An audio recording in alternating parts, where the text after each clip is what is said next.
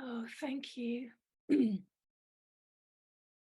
It's my first time here in your group, but I did actually come to one of your meetings, classes years and years ago in London, in West London. Yeah. I think it was West London. Anyway, I just wanted to share because I'm experiencing really, really strong anxiety today, and you did mention anxiety earlier. And so I thought, because I had booked this meeting a few days ago, that it would help, that the meditating and coming to the group would help the anxiety, but it actually didn't help the anxiety. And when I was trying to follow the meditation and do the really slow movements, and it was making it seemed to be getting worse, and I had to stop and do some other breathing exercises to try to calm it down. And I just wondered and I thought maybe I should be doing more active. Maybe I shouldn't be trying to meditate, or maybe I should be just trying to be more active, but I have been experiencing anxiety recently, and I don't always know what it's about, but it's really affecting my body and my stomach and I don't know how to don't know Yeah. what to think about it. I hear you, Kate. I think anxiety is one of, I mean, like many sort of, there's a whole range of difficult feelings, but anxiety is one of them for sure. And I hear that you're desperate to not feel that feeling. And you're hoping, and we're hoping that this session would provide some respite from that feeling. And you notice that not only did it not, but in fact, it intensified it. And of course, this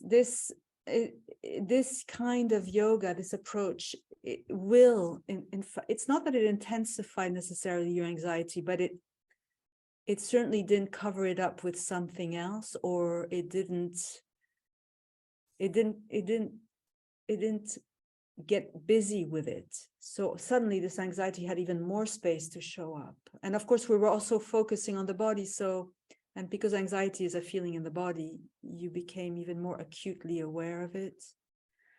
But I would really encourage, well, it's hard because there are many ways you could tackle it. But here in this context, I would encourage you to be curious about this so-called anxiety, not curious conceptually, curious more on a tactile level. Be willing for anxiety, so-called, or fear, to fill you, to take over, to just suspend anything, any knowledge, any judgment, any hope. And this is not easy. So it's just the invitation to allow this feeling, this sensation to really surface, and to not refer it to anything, even Kundalini, even something spiritual.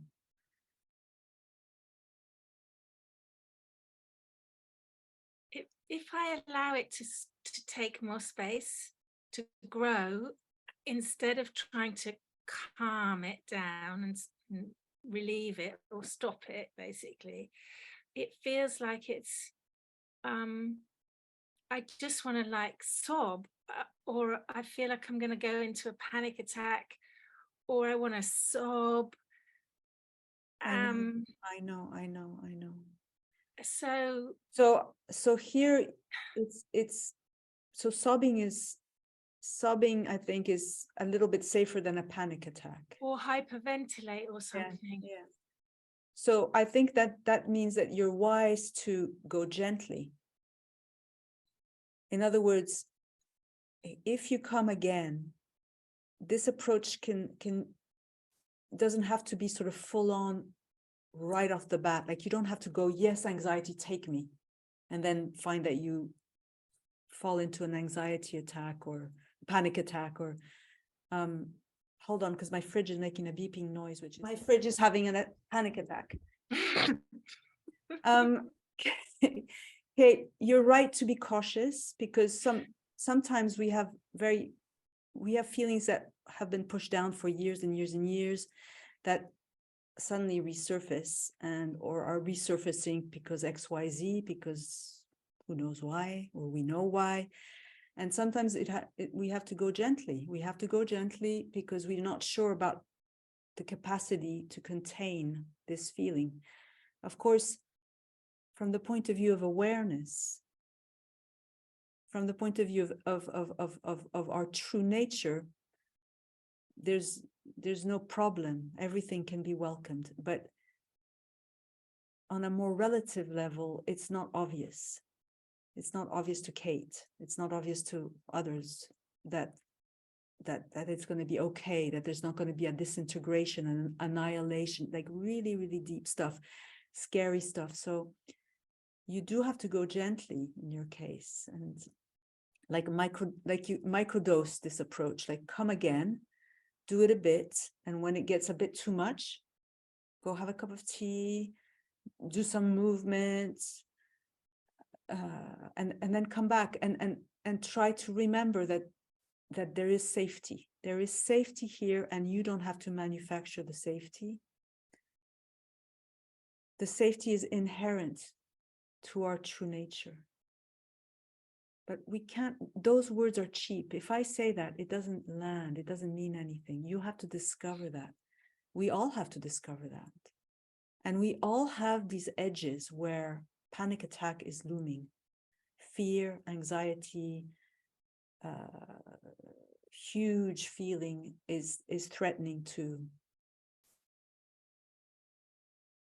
break the container. So even though in the absolute there's no problem, from the more relative point of view of the ego, of you, of me, of Anneke, of whoever, we do have to go gently. We have to go gently, but still, postpone any big ideas you have that anxiety is dangerous, that I may die, that I may, and at the same time go gently. So don't believe all of that, but respect it, because there is an intelligence there. Does that help at all? It does help. I don't think I'm going to die, and I don't think it's dangerous in the sense that I'm going to die and have to go mad or whatever. But what I was thinking, what I was hoping for, was that you would tell me to a method for calming it down, and that you would advise me how to get it to stop. I'm afraid that this approach isn't, I mean, I think it's very valid to try and calm the nervous system, but I mean, this yoga isn't really about that. Here, we're really exploring our true nature and sort of allowing the habit of feeling that we are a separate self. We allow that habit to surface. We sort of create a circumstance through this openness and this listening that allows all these layers, including your anxiety, Kate, to surface. But we're not trying to get rid of it or calm anything, or we're just letting things surface. And naturally, because we discover little by little that one who is anxious actually is just a bundle of tension, and little by little we discover that one who's anxious is a contraction in openness, and that openness is anxiety free. Little by little, by little, by little, by little. It's like the body mind that is fearful begins to taste and touch and believe, because it experiences it, the safety, the unconditional safety, the unconditional kindness. And that has a very powerful effect on the body mind and therefore on the anxiety. But that takes time. Whereas if I gave you a method, you'd still be, you wouldn't be going as deep. You would not be going to the core, the root cause of this feeling, which is the belief in separation. The very deep belief that I am a fragment, I am separate, I'm isolated, I'm in danger. and it's all very irrational, and it's all very ancient and archaic, and I want relief. And I was hoping Ellen would provide relief. Well, Ellen isn't providing much, but she's definitely, together with everybody else here, wanting to touch the ultimate relief, which is our true nature. I understand. I know you do. That's I why do understand. And you know what? I just share with you, I have a lot of anxiety in this body. I've been doing this for years and I still have anxiety. And I have come to terms with the possibility that I will always feel anxiety. But that's why you said, or maybe it's a Kundalini. Well, that's a smart thought, because maybe you could approach this very intense thing called anxiety as if you didn't know what it was. Like, you could rebaptize it Kundalini, or excitement, or intensity. Like, don't forget that word anxiety is very loaded, because immediately it refers to a person, immediately it refers to a circumstance, to a future that is uncertain. So play around with that. It feels toxic. It's become so extreme in the last couple of weeks that it feels like it's, I know, actually affecting my body with a toxic, with my guts, my stomach, my chest. It feels like it's, but be careful. I know the feeling. It feels hurting like me. It feels like adrenaline. it's hurting me. Yeah. I would caution you not to entertain that kind of thought too much. Okay. Just suspend. If the label comes danger, toxic, just gently take the label away and say intensity. But it's easy said. As I said, you're going to have to sort of, you have to go step by step and slowly and with the layers. And you did say, I might sob. I might find myself sobbing. And I suspect there are other feelings behind this anxiety that hopefully will surface or have already surfaced.